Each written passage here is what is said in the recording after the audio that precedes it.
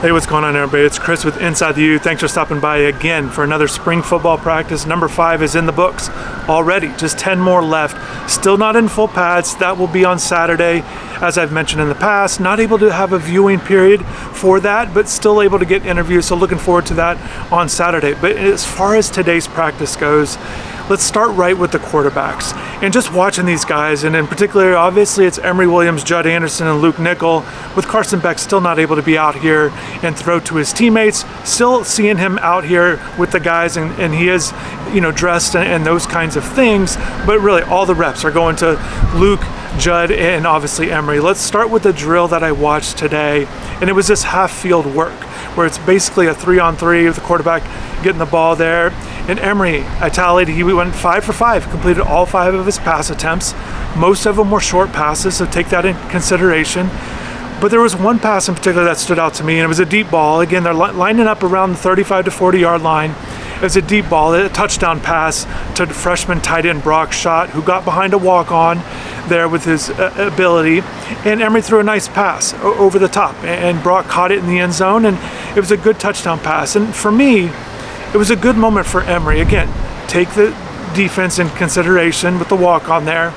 But Emory has been a guy that's, he's been known to throw short quite a bit, not stretch the field very often or throw downfield. So I thought it was just a good moment for Emory in that particular instance. It was a good ball and certainly a good catch by Brock Schott at the tight end spot, which I want to talk about in a little bit here. But moving on, Judd Anderson got the other reps. I had him going 4 of 6. Again, many short throws. Nykar had a nice catch there. But on his 2 incompletions, he tried to hit Josh Moore with over the middle. It went incomplete, high pass. We see that from Judd sometimes. Just a little bit he just struggles with being inaccurate. And then his other, incompletion that he had, he was trying to throw a sideline ball to Nye, and Xavier Lucas was right there. It was also off target. It was literally coming right at me. Again, maybe 10 to 15-yard pass. And Xavier Lucas did a good job of not just, letting the ball go out of bounds, or maybe Nye could have had a short catch, but Xavier did a good job of getting his hand in there and getting that pass breakup. That's what you want to see. We talk so much about interceptions and coming down with a huge play from the secondary, but I think Miami's secondary, this new group of guys, getting these pass breakups and really making things difficult, whether it's contested catches even, I think is so important for this group. So a good moment for Xavier Lucas, who right now I expect to be Miami's top cornerback. We'll see how Damari Brown, now that he's back out here a little bit, we'll see how he does in the spring. But I think there's a lot of expectations, just the role that Xavier is going to have on this team, transferring over from Wisconsin. He's, to me, he's the guy to kind of watch for at the cornerback spot. So let's stick with the defense a little bit. And I know there's a lot of discussion. I've talked a lot about the secondary, so many new faces, but to me, the biggest question mark that needs to be addressed with this defense is that linebacker.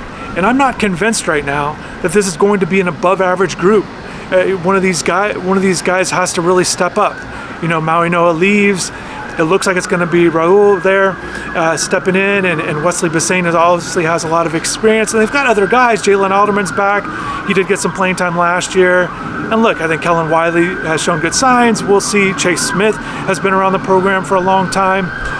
And I think also, too, I think a lot of people, myself included, really interested to see how Cam Pruitt does year 2 for him, kind of see how he develops, and if he can be a full-time guy. We'll see if that's the case. But I think all these guys have question marks. And for me, I think the linebacker group, and as you can see right here, Corey Heatherman, the new defensive coordinator, that's where he coaches. That's the position group that he coaches. And you're seeing it here. Very vocal, very energetic. And I think that's going to be his biggest challenge. Certainly, I think there's things in the secondary and defensive line. All these groups, everybody's got to be a little bit better than they were a year ago, obviously, with the results that the defense put on the field. But Coach Heatherman, I think it's very important for him to kind of get the most out of the linebackers as much as possible.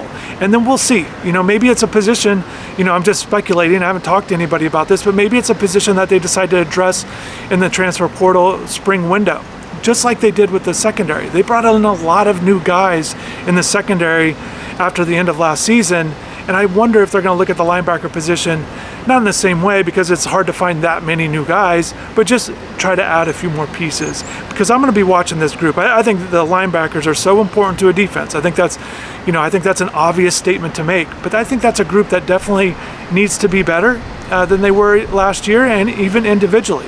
I think these guys have to show a little bit more. Sticking with the defensive side of the ball, both coaches, defensive line coaches, Jason Taylor, Damian Lewis, spoke to the reporters after practice. They had some interesting things to say, and a couple things that stood out to me had to do with some mentality stuff. And really, Damian's talking about energy. Him and JT are both bringing the energy to the group and the players. And I asked Damian, look, that you guys are bringing the energy. Are you seeing that kind of energy from the players? And he didn't name any players, but I think that's the important part. Your coaches can't just have all of the fire and the energy, the leadership that we've heard so much about with being player-led.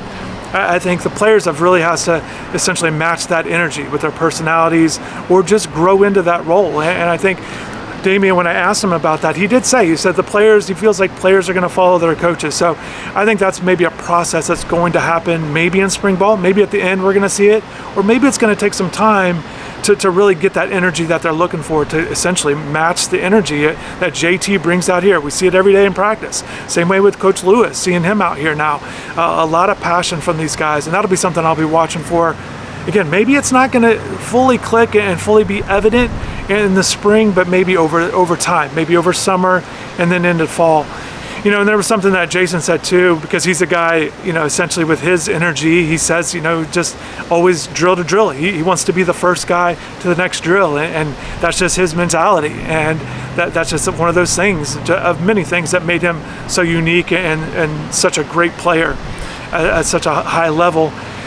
And Jason was saying too that with his team and his defense, and I was asking about, what his thoughts were with Heatherman. He thought his defensive line in general, and this is what we're hearing from players, this is obviously what I talked about from watching Heatherman at Minnesota, they're going to get up and be vertical. They're going to get upfield. That's the goal of the defensive line. Get vertical. They're going to play that way and really essentially get across the line of scrimmage essentially as soon as possible, whether it's against the run or the pass. And I think you're going to see that with this defense. And he said too, he kind of thought back on a Dolphins memory, and he shared it with Coach Heatherman, where when he was playing for the Dolphins, he felt like they only had 3 defensive calls. And he named a couple of them, and he said, I don't even know on third down if we had a play call, basically saying it's a lot of this has to do with the players. And you definitely understand that. The players are the ones that make the plays, or they don't make the plays. I think that's important for this defense. Coach Heatherman's in there. They've got great coaches, around the board. You're hearing a lot of positive things in the secondary with Coach Will Harris and Zach Etheridge as well. New additions to the coaching staff. But to me, it has to be on the players. And then offensively, we heard from Alex Mirabal, the offensive line coach.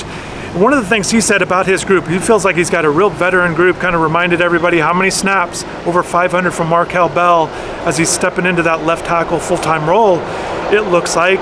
So he's just reminding everybody how much veteran experience that he has on the offensive line. He talked about the top group. One of the things that he noted was the guys that essentially that are out here in practices that are essentially the top group. That's how they line up in their meetings from left to right.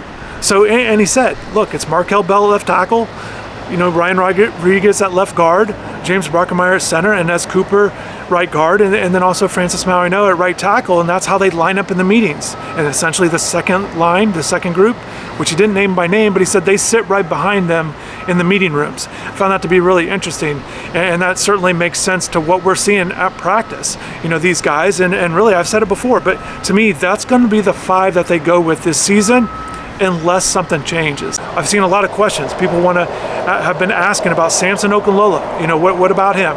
He's a highly regarded recruit. So I watched him today at practice, going through some drills, and you can see him a little bit here. The way it's set up for us as reporters, we're on one sideline of the field, and the way as you can see it, as you're watching right here, there's a lot of people, a lot of things going on before, you can see the far rep with the offensive line and defensive line going at it. But you can see Samson here, and he's working with the tackles, and that's where I expect him to play once again. I think he's just a guy that has to continue to develop, and we'll see what kind of role he can have. there were a couple other guys able to see out here. Saw him on Tuesday, didn't get a chance to mention him, but tight end Alex Bowman.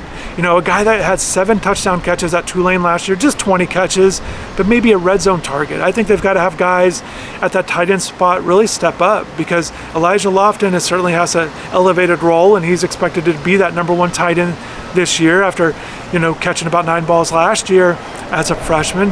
But they've got to have these other guys step up, whether it's a Brock Schott or even a Luka Gilbert, another freshman.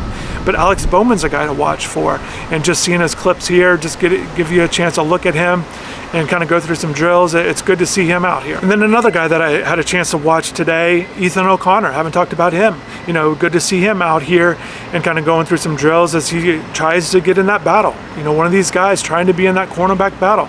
Talked about Xavier Lucas.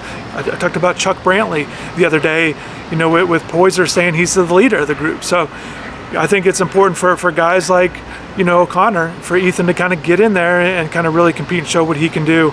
So certainly there's a battle for playing time at the cornerback spot. There's no doubt about it. So that's going to wrap everything up for me. Again, Saturday full padded practice, but again, we're not able to be out here. The reporters are not able to be out here for a viewing period, but we are supposed to have interviews, so looking forward to hearing how things went. I'll go ahead and kind of share the information of that on Saturday, but definitely want to thank everybody for watching. Really appreciate all the support, and take care.